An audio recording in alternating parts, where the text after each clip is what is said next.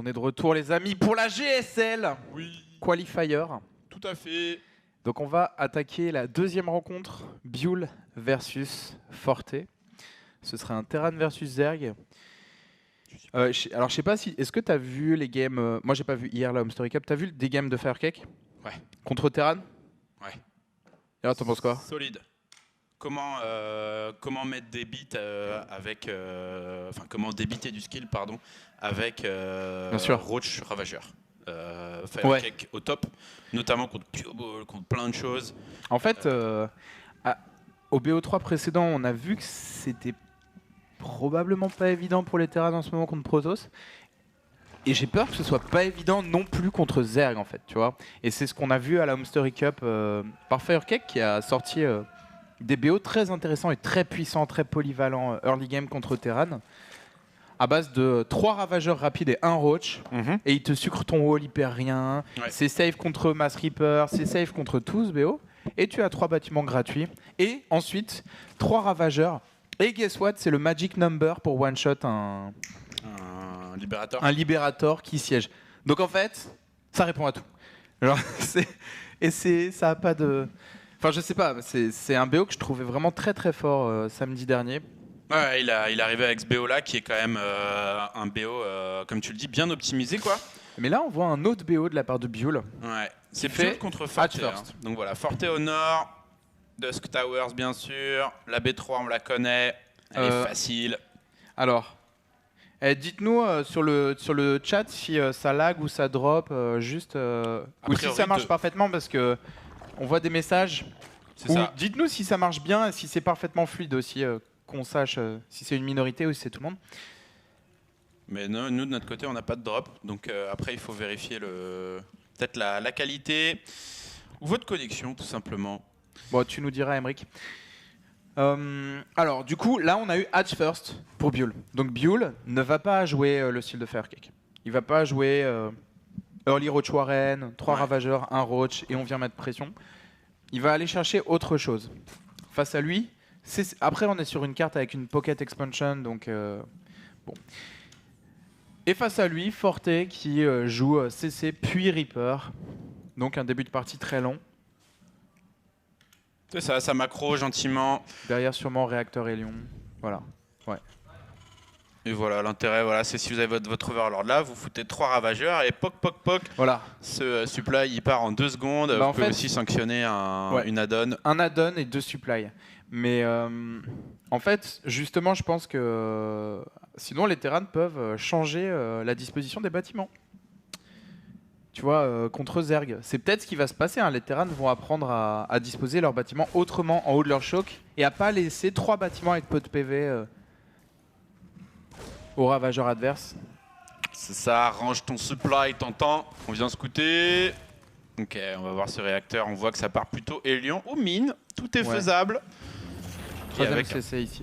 Donc une partie très lente. Un tir de rapide. En ce moment, il y a autre chose qui est sacrément fort. Certains diront péter. C'est Nidus rapide. C'est Nidus, Queen, Roach. Est-ce que tu peux faire G?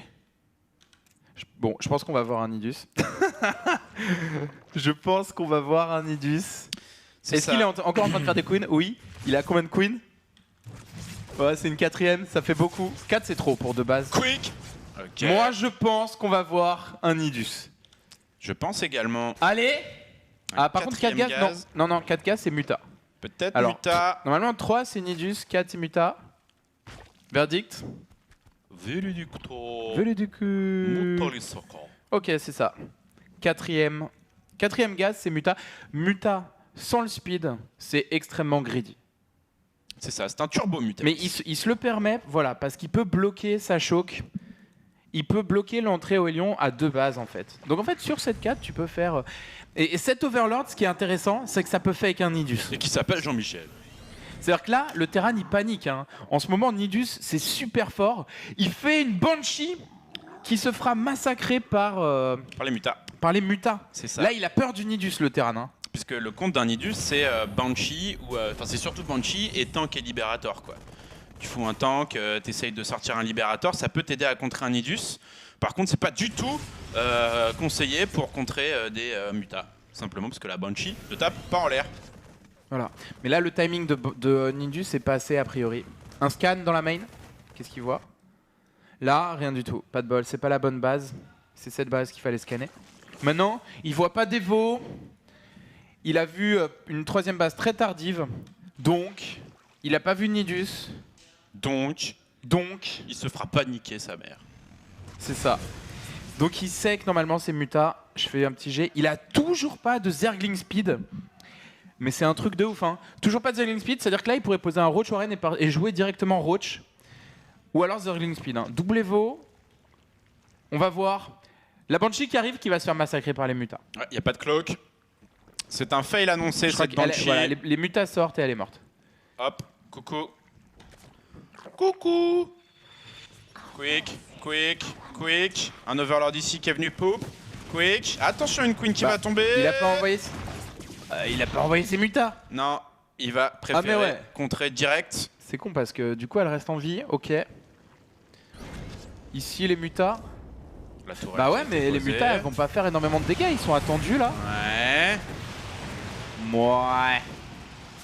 On n'est pas convaincu. Le Libérateur qui fait mal, un dégât de zone contre l'aérien léger. Et un Turbo Muta qui finalement va être scouté. Non mais attends, il y a un problème là. Pas trop fait de kill, hein, donc...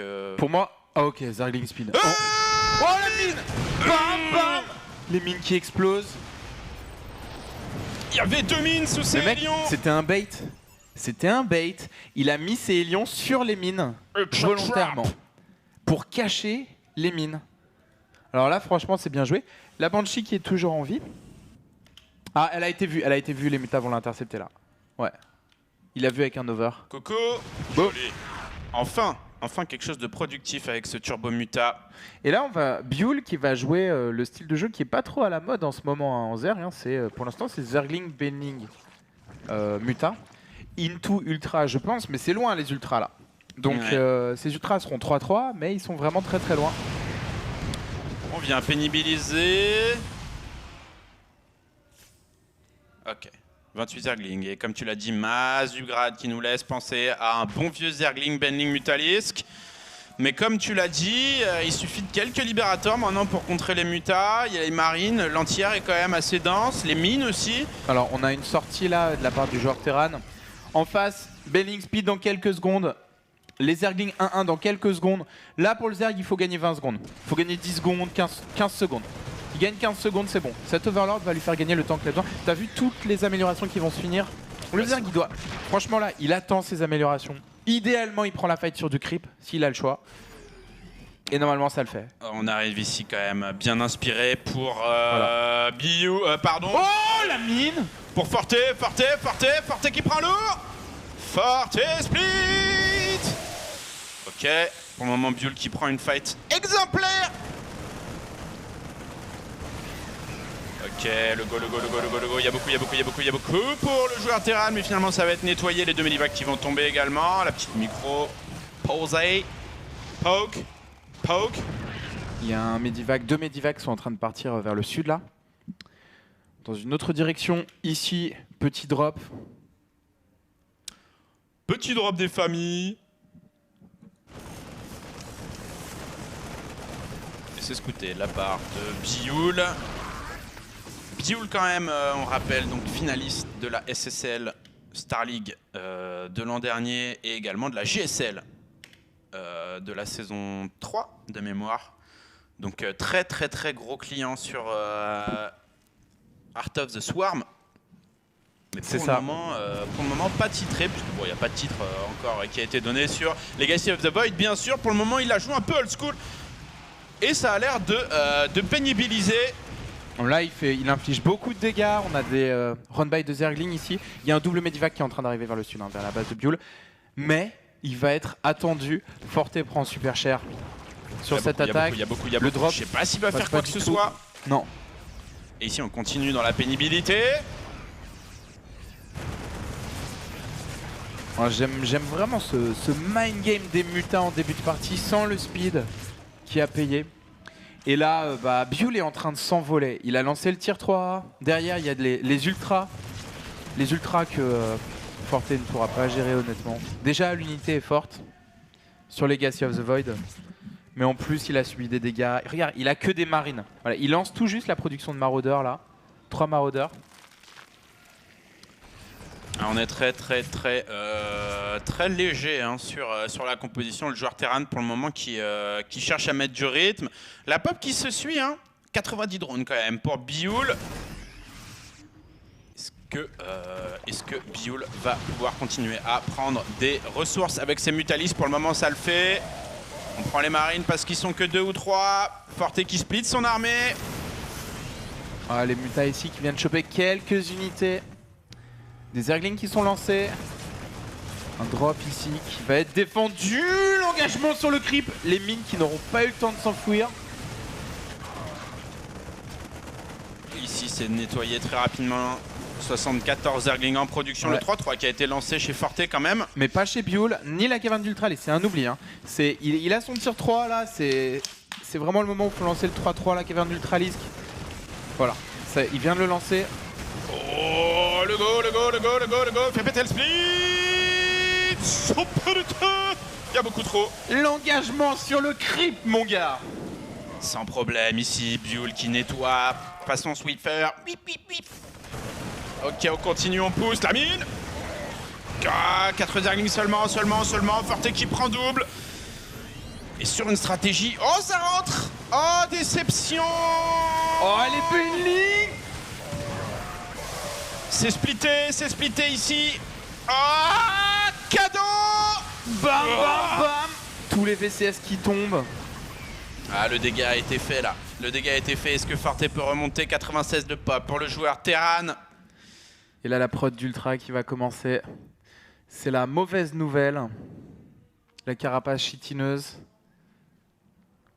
La carapace cheatineuse, quand même à le préciser, Imre. Cheat. Ah, cheat, d'accord. C'est une blague de pro gamer, clairement. Une blague à la Imre. Et hop, il nous emmène dans son univers. The Quality. On va tenter le drop, mais pour le moment ça va pas changer le Schmilblick. Non, ces ultras, il peut même se permettre de les perdre. Oh, le 3-3, le 3-3 qui est critique hein. Ouais. Le 3-3 qui est critique si jamais le joueur Terran n'arrive pas à finir son 3-3, c'est GG timing instant. On drop ici, tentative. Mais pour l'instant c'est défendu. Les ultras qui n'ont toujours pas été lancés, mais tu sais, voilà d'ailleurs il pourrait... Ah non, il y a supply block, ok. Bioul, il peut lancer les ultras là. Et le GG! Qu'est-ce que tu veux faire? GG. Je pense qu'il a scouté la caverne d'Ultralis qui est quitte. C'est ça, il va repartir avec le peu d'estime de soi encore hein, avant de se faire vraiment atomiser toute son armée en moins d'1 seconde et demie. Le pire, c'est que là, en fait, les stratégies qui sont dites fortes en Zerg en ce moment n'ont pas été utilisées. Hein. Ouais. Pas vu de timing ravageur. Et les ultras n'ont pas eu le temps de sortir. Et les lurkers également, hein, qui ont leur petit fan club sur Legacy of the Void. Mais ouais, non, intéressant ce mind game du fast muta. Je te fais peur sur le Nidus. Là, en ce moment, les Terrans ont tellement peur du Nidus.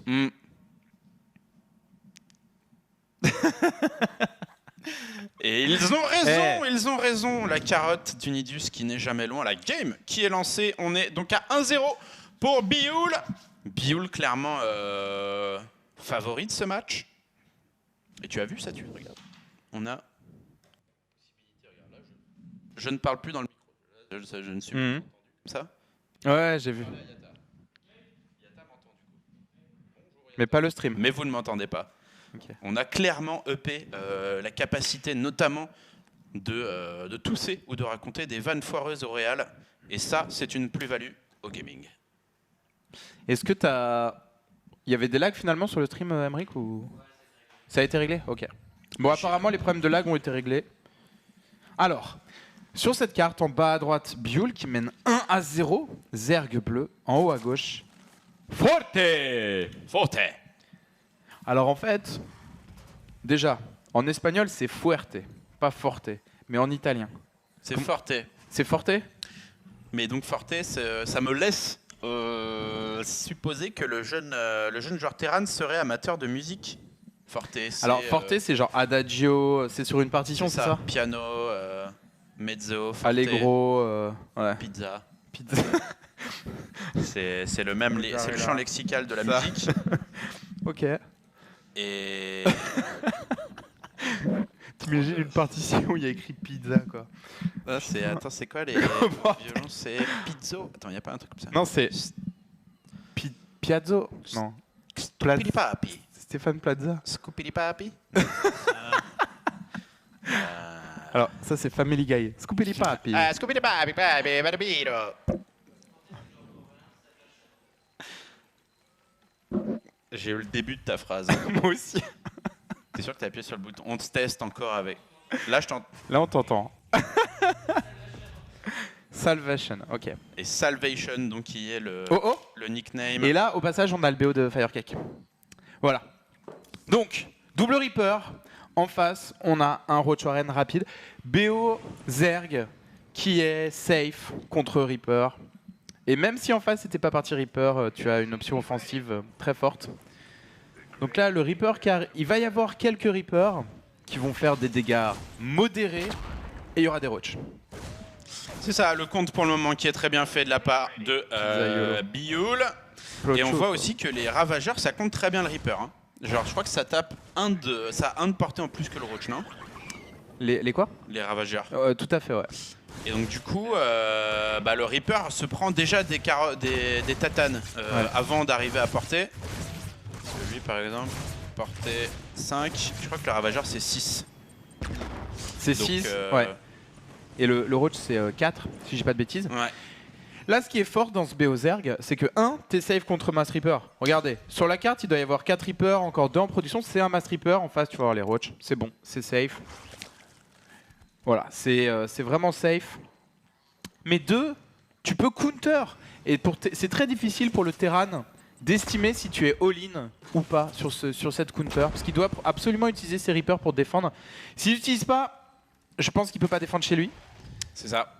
Là, il faut qu'il aille très vite faire du dégât. En tout cas, j'ai l'impression que voilà, c'est celui qui prend l'initiative. Là, le Terran va forcer le back de son adversaire avec ses 4 Roach là. Ouais, mais Bioul c'est foiré. Il était supply block. Il a lancé 3 over ici. Vraiment, je comprends pas ce qu'il a fait Bioul. Je pense que c'est son supply block. Il a sorti 4 Roach. Il s'est rendu vulnérable chez lui. Il back. C'est vraiment ce supply block qui a coûté très très cher à Bioul. Ouais, parce que là, il pourrait être en train de chicoter ce wall. Et ce n'est pas le cas. B3 posé sur la gold. Et pour l'instant, ça va pour Forte.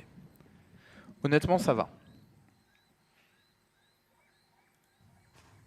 On vient scouter ici. Joli map contrôle. Toujours pas de tir 2 pour Bioul. Quelques roach en prod. Et le tir 2 qui va être ambiancé directement scouté. Coucou. Petite micro-gestion. Bioul qui rappelle c'est qui le patron. Ouais, mais là je comprends pas. Il a lancé le tir 2 trop tard. Il avait beaucoup de gaz. Est-ce que ça ne partirait pas en Nidus? Qu'est-ce qu'il est en train de nous faire? Cette histoire. Normalement, non. Normalement, le Nidus fait sur 2 bases. Ouais, sur 2 bases. On a vu 3 gaz plutôt. Là, on va être bientôt à 3, mais c'est quand même tard. Non, là, ça va jouer macro game.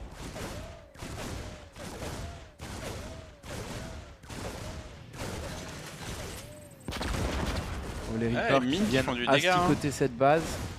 Pas sûr de valider ça, moi. Hein. Mais... Ouais.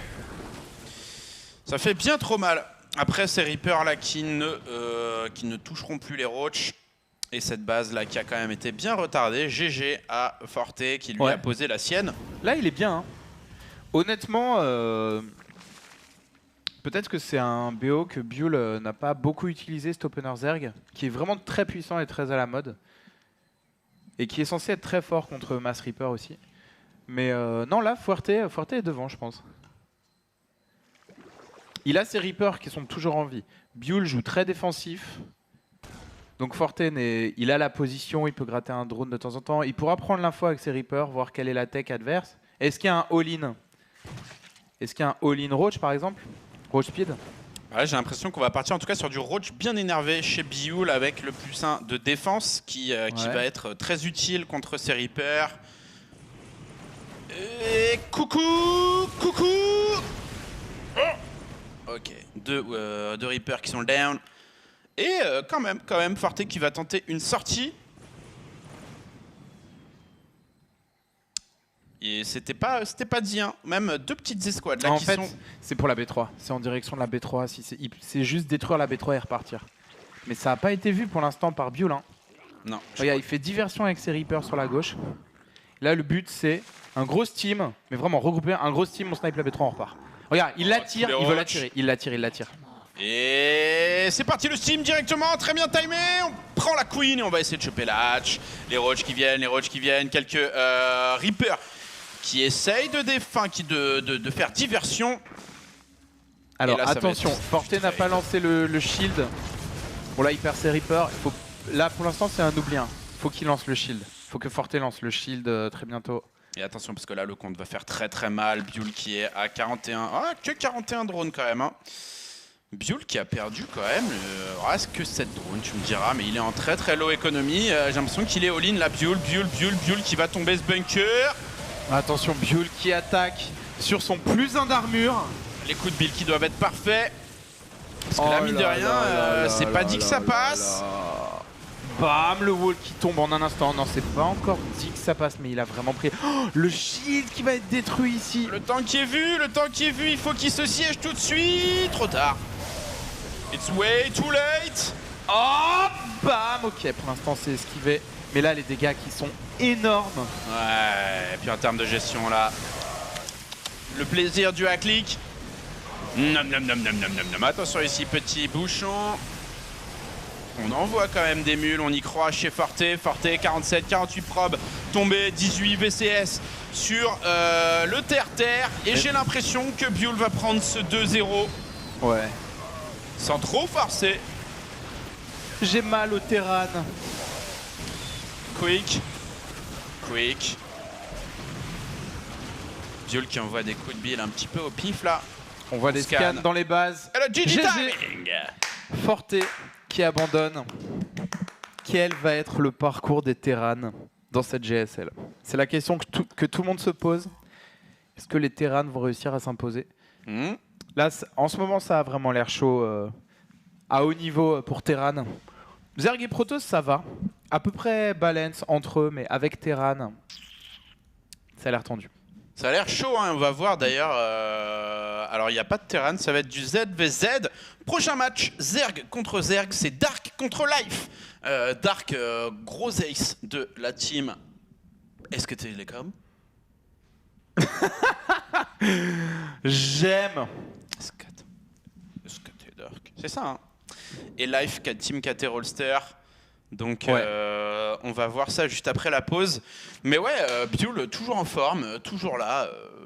Et pas forcément en utilisant les timings forts, comme on l'a dit, du triple ravageur, etc. Donc bon, GG à toi, mon petit Biul. Là, c'est ce qu'il a fait à cette partie, mais... C'était bien sympathique, ouais. Bien aimé. Du coup, on fait une petite pause, les amis, et on se retrouve dans un instant pour la suite de cette GSL. À tout de suite.